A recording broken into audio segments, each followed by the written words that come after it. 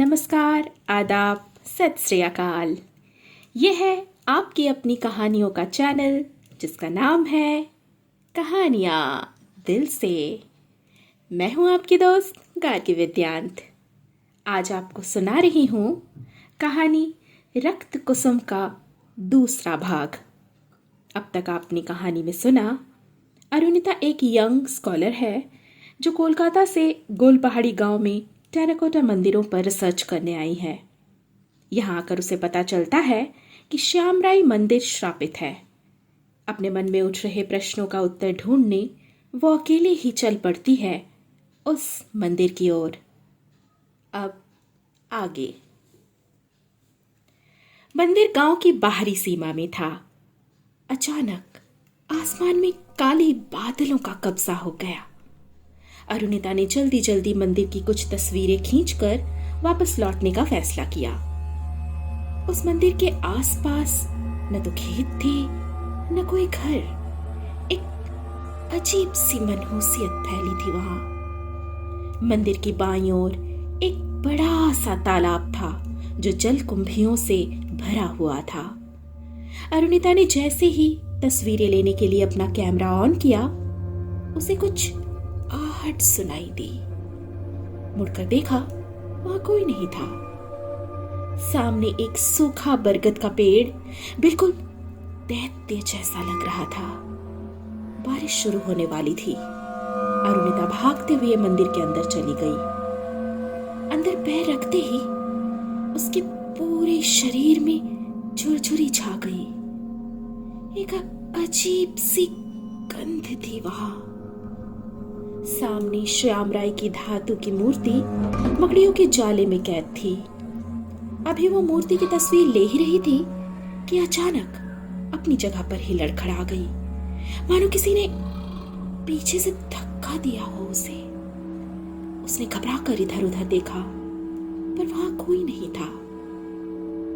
तभी उसे अपने कानों के पास किसी के सांसों की गर्माहट महसूस हुई। कौन है यहाँ? डरती हुई आवाज में अरुणिता ने पूछा। शोले जा, तू यो मोरबी। आवाज से मंदिर कांप उठा। कौन हो तुम? अब तो अरुणिता के गले से आवाज भी नहीं निकल रही थी। वो बाहर की तरफ भागी।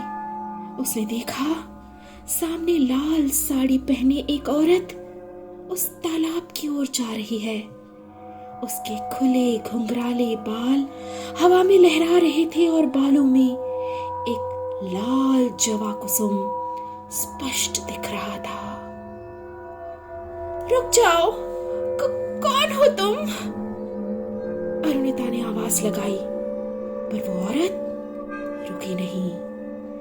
तालाब में अब उस औरत का केवल सिर ही दिख रहा था। अचानक उस औरत ने अपने दोनों हाथ ऊपर उठाए। उसके हाथों में खून से लथपथ मूर्ति जैसी कुछ थी, जिससे खून की बूंदें टप टप टपक रही थी। चले जा! आवाज फिर से गूंजी।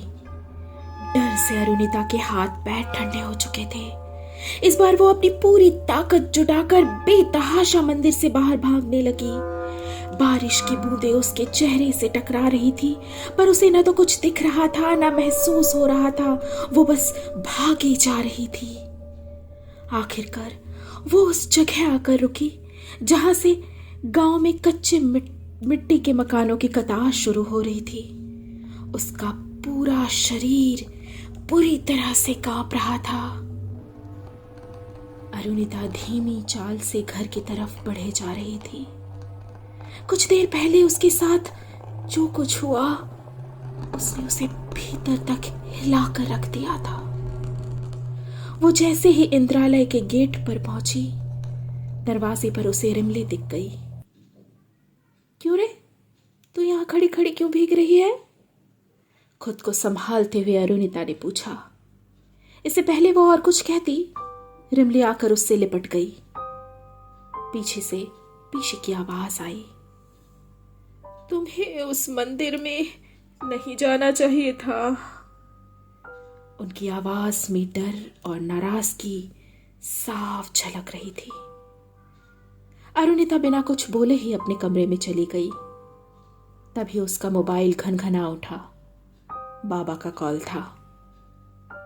सब कैसा चल रहा है रे? बाबा के इस प्रश्न पर कुछ देर पहले मंदिर की घटना उसकी आंखों के सामने घूम गई। डरती हुई कांपती आवाज में उसने उत्तर दिया, सब ठीक है बाबा। देख, नई जगह है, जो कुछ भी करना सोच समझ कर करना। और वैसे भी गांव के नियम कायदे शहरों से अलग होते हैं। मैंने तो पहले भी कहा था, ये सब रिसर्च विसर्च करके कुछ नहीं होने वाला। खैर, तुमने कब सुनी है मेरी? इतना ही कहूंगा, अपना ख्याल रखना। बाबा से बात करने के बाद वो सोचने लगी कि क्या उसने यहां आकर कोई गलती की? बाबा का बिजनेस ज्वाइन न करना क्या उसकी भूल थी? तभी रिमली दौड़कर कमरे में आई। दीदी मोनी, चलो खाना खाने, वो बोली। नारे, आज भूख नहीं है, तू जा। मन अशांत हो तो भूख कहाँ लगती है? क्या गांव वाले सच कह रहे थे? क्या वो मंदिर सचमुच श्रापित है? लाल साड़ी पहने वो औरत कौन थी? सोचते हुए धीरे धीरे उसकी पलकें भारी होने लगी। देर रात किसी के दरवाजा पीटने की आवाज से उसकी नींद खुली। टॉर्च जलाकर देखा तो रात के 3 बज रहे थे। उसने उठकर दरवाजा खोला तो बाहर कोई नहीं था।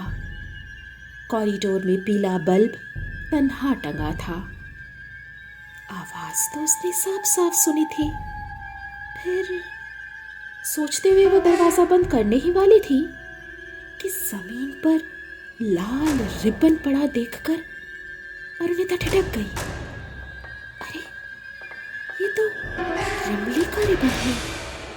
इतनी रात गए वो मेरे कमरे के बाहर क्या कर रही थी? उसका मन अनमना होने लगा।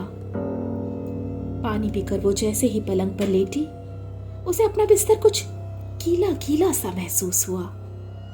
वो थोड़ा सरक कर सो गई।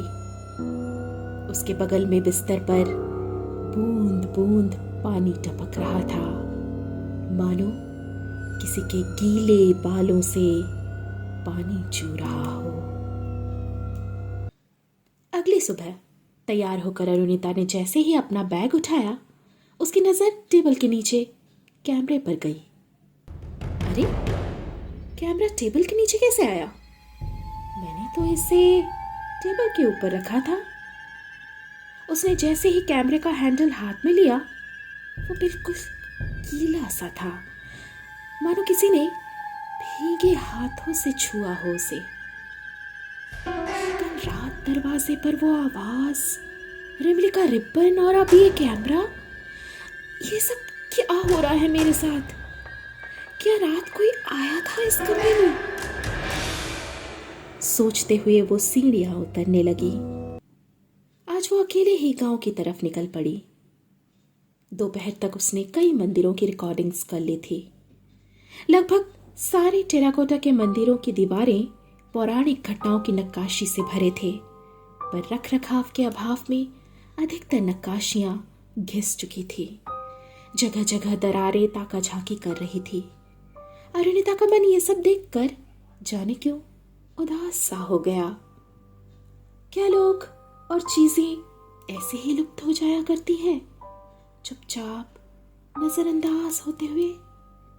बाबा भी तो उसके पैशन को ऐसे ही नजरअंदाज करते आए हैं। ये क्या पागलपन है अरुणिता? इन सब खंडरों पर रिसर्च करके कुछ नहीं मिलेगा तुम्हें। अपना वक्त बर्बाद मत करो। बाबा के कहे ये शब्द अरुणिता के कानों में घुसपैठ कर गए। भारी मन से पानी की बोतल निकालकर वो पानी पीने लगी। उसके सामने दूर खड़े ताड़ के पेड़ों की कतार उसे किसी जादुई साम्राज्य के खतरनाक प्रहरी जैसे दिखाई दे रहे थे। तभी पीछे से रिमली की आवाज आई, दीदी मोनी। अरुणिता ने चौंक कर पूछा, तुझे कैसे पता मैं यहां पर हूं? रिमली चौंकते हुए बोली, আমি सब जानी। उसकी आंखों में एक अजीब सी चमक थी। तभी अरुणिता की नजर रिमली की चोटी पर लाल जवा फूल पर पड़ी। उसकी धड़कनें अचानक से तेज हो गई। एक झटके में उसने रिमली के बालों से वो फूल निकालकर दूर फेंक दिया और जोर से उसे गले लगा लिया, मानो वो उसे हर तरह की बुरी नजर से बचाना चाहती हो। देर शाम तक वो दोनों घूमते रहे। रिमली ने बातों बातों में बताया कि उसकी दुर्बा दीदी मुनी, जो उसे गांव के प्राइमरी स्कूल में पढ़ाती थी, उससे बहुत प्यार करती थी। पर एक दिन अचानक वो बिना कुछ कहे ही चली गई, फिर कभी नहीं लौटी। रात खाने के टेबल पर पीशी ने बताया कि कल से गांव के बड़े ग्राउंड में वार्षिक विपद तारिणी मेला शुरू हो रहा है। खाना खाकर अरुणिता अपने कमरे में वापस आ गई। घड़ी की सुई 11 बजे का इशारा कर रही थी। वो ब्रश करके जैसे ही वॉशरूम से बाहर निकली, उसके कदम ठिठक गए। उसके बिस्तर पर लाल सिंदूर से सना एक ताजा जवा कुसुम रखा था। अरुणिता की धड़कनें तेज होने लगी, उसका दिमाग सुन्न पड़ने लगा। तभी बिजली भी चली गई। कांपते हाथों से उसने साइड टेबल पर रखा लालटेन उठाकर जैसे ही उसकी रोशनी बढ़ाई, उसके मुंह से एक चीख निकली और लालटेन नीचे गिर गया। पलंग पर ठीक उसके सामने लाल साड़ी पहने वही मंदिर वाली औरत बैठी थी। कौन हो तुम? आखिर क्या चाहती हो मुझसे? सामने बैठी औरत ने धीरे धीरे अपना चेहरा ऊपर उठाया।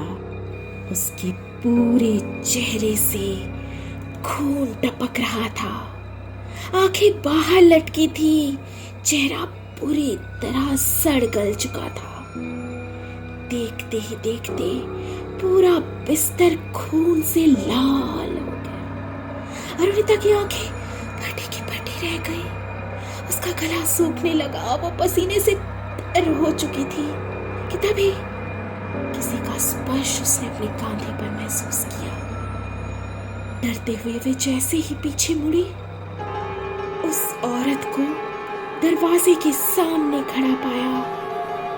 दरवाजे के पास रखा विष्णुपुरी घोड़ा का स्टैचू अपने आप जोर जोर गोल गोल घूमने लगा और तभी उस औरत की गुर्राती हुई आवाज कमरे में घुसी, मेरे फेल तो के चले जा।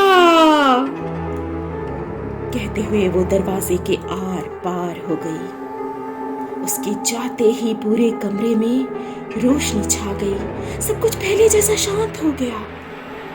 लेकिन अभी कुछ देर पहले दरवाजे की जिस जगह वो औरत खड़ी थी, वहां काफी सारा पानी जमा था। अरुणिता के मुंह से इस बार जोर से एक चीख निकली और वो अपने होश खोने लगी। कौन थी लाल साड़ी पहनी वो औरत? अरुणिता से उसका क्या रिश्ता है? क्यों कर रही है वो अरुणिता का पीछा? क्या अरुणिता वापस कोलकाता लौट पाएगी? जानने के लिए अवश्य सुने रक्त कुसुम कहानी का आखिरी और अंतिम भाग। तब तक के लिए आपसे विदा लेती हूँ। धन्यवाद।